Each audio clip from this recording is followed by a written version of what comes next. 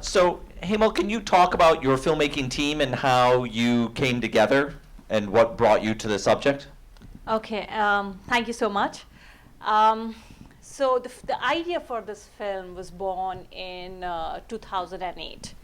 I started digging deeper, and over a period of time, what I realized is that Pakistan is a deeply divided country, and there is a fringe minority of Pakistanis who are trying, a fringe minority of extremists who are trying to take over the way of life of vast majority of Pakistani communities, like Pakistani people. And in fact, Pakistanis are the biggest victims of terrorism.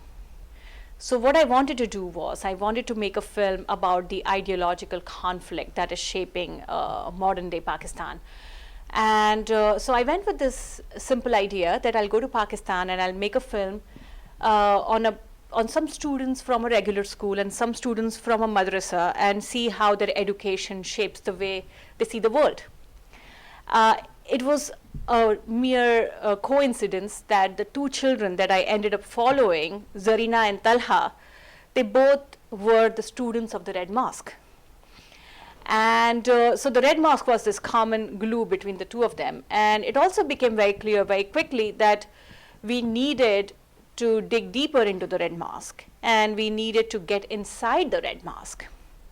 Now, I'm an Indian Hindu woman, and I was very, very wary of the fact that if I dig too much deeper, then I might end up in a Pakistani prison.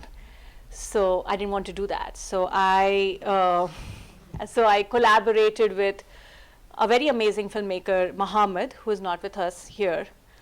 You know, he took about, you know, it took him like 3 or 4 years to gain the access, the amazing access that you see to Maulana Abdulaziz. And in the meantime, we had already finished filming the two children. And Jonathan, what brought you into the project? Right. I mean, the first thing I would say in response to your question is that, you know, Hemal found these two amazing co-producers in Pakistan in 2009. So on her first shoot in Pakistan, through the end of the production, Naziha and Mush were really integral to the production and integral to all of our access on the ground, working with Mo later when he came on board a year later. To your question, your second question, Hemal and I met here at Stranger Than Fiction.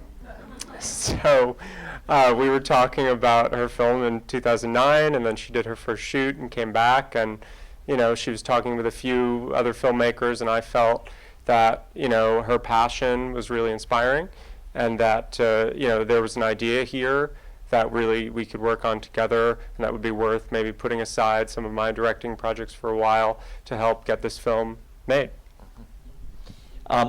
And so the film had its premiere at Tribeca last year, and you know, what kind of reaction have you gotten from it? So after the film had its premiere, we had, you know, we've shown this film at like over 50 film festivals and around the world in several countries. I don't even remember the number of whatever. So, you know, Maulana Abdulaziz obviously has Google alerts for himself, and so he called up Musharraf, our co-producer. He said, oh, I've heard that this great film about me is going to be playing in New York, and it's playing in London, and you know, I'm curious about it. So we had fortunately shown all the scenes that Maulana Abdulaziz is in to him in Pakistan, even before we actually edited the entire, like even before we finished the film and premiered it at Tribeca. And he said, mashallah, to every single scene. It's just that Maulana Abdulaziz has not seen the film in context of other scenes. One of the biggest things that have happened because of this film is, you know, although the film has never been shown in Pakistan, the trailer is all over the place, and the Pakistani television stations and the activists have been using the trailer to try and get Maulana Abdulaziz arrested. So it's kind of adding to the noise, and I'm hoping that once it screens in Pakistan, it's going to be better and it's going to have a bigger impact. But we have been rejected by almost 3 or 4 institutions in Pakistan because of security reasons.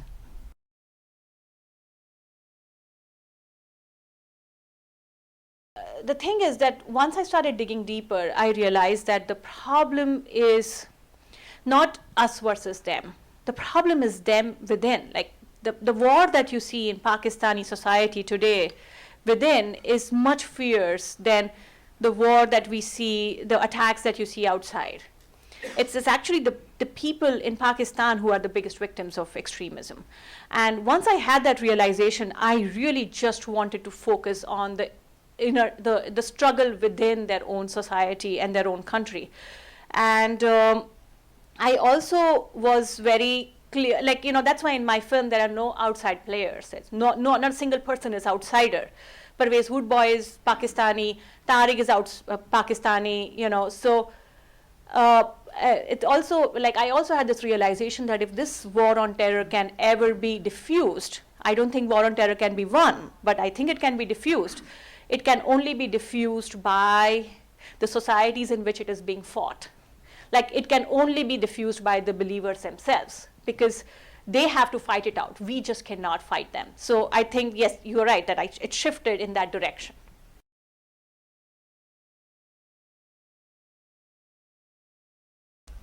I and Muhammad have a lot of fights over this. Muhammad has a slightly bleaker worldview than I do. Actually, I feel a little more optimistic. You have to look at Pakistani society. Pakistani society is an extremely resilient society. We are the part of the same subcontinent, and there have been so many invasions, there have been so many things that have gone wrong, and yet the society has sprung back. And if you look at this phenomenon, it's only a recent phenomenon. It's only 2 generations old. So I feel that in the next 20 or 30 years, this situation can be diffused if the current wave of civil society acting against extremism continues. But I think it's going to take 30 years. So this film is going to be relevant for 3 more decades. Just to build on what Hemal was saying, as the American Jew on our team, one point that we often talk about, because it's not in the film that was of interest to me, is that really, in the West, we don't realize that over a single generation, Pakistani society has shifted from a much more open society to the fundamentalist society that we think of today when we think in the West of Pakistan. So, that gives me hope as well, that it could change back in a single generation again, like Hemal just said.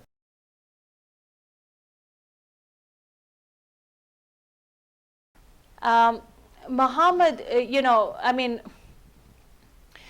one thing that Muhammad believes, and even I believe, is that if Aziz sees this film, I think he's going to like it. We both think that he's going to like it, because this is, if you look at Aziz, he really loves media. He loves to be on television, even if it's criticized. He loves to be in front of camera. And, this film has played in so many countries. It's played in London, it's played in Oaxaca, Mexico, it's played everywhere. And Aziz is kind of, become popular. And so he's going to like it in a very weird, twisted way.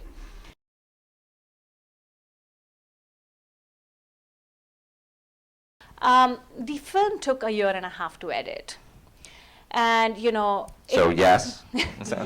Yes, we struggled a lot, and the thing is, I really wanted to make sure that in the edit, I accomplish what I set out to accomplish, which is to show the ideological battle shaping modern day Pakistan. It's very difficult when somebody like Aziz, especially in 2014 and 2013, when we got this amazing access to Aziz, and we got this amazing footage, which actually makes bulk of Aziz's scenes. Right now, when we got all this footage, he just effortlessly steals the show. No, he does. Like anyone we show to, people would be like, oh, we want to see more of Aziz. We want to see more of him. He's the only interesting person in the edit. Whereas people like Parvez and people like Tariq are not as interesting for audience that always seeks sensationalism, and most audience does. So, it just was like, for me to make Parvez and Tariq and Zarina work was actually tougher than making Aziz work. Aziz just effortlessly works. And so there was an edit of the film, I remember.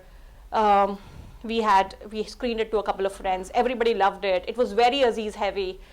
And everybody said, oh, this film is going to work. And I went back to I went back home and I cried that night because I was like, this is not my vision. I cannot let this film play out. And so went back and re-edited the whole thing.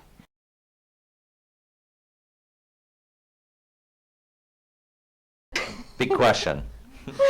I think the ingredients are basically, I think there are three things. One is clarity of focus. Second is never giving up on the clarity of focus. And and third is yet submitting to whatever is happening around you. So that's what I did essentially. Thanks very much to Jonathan Goodman Levitt and Hemal Trivedi. Thank you. Thanks, Thom.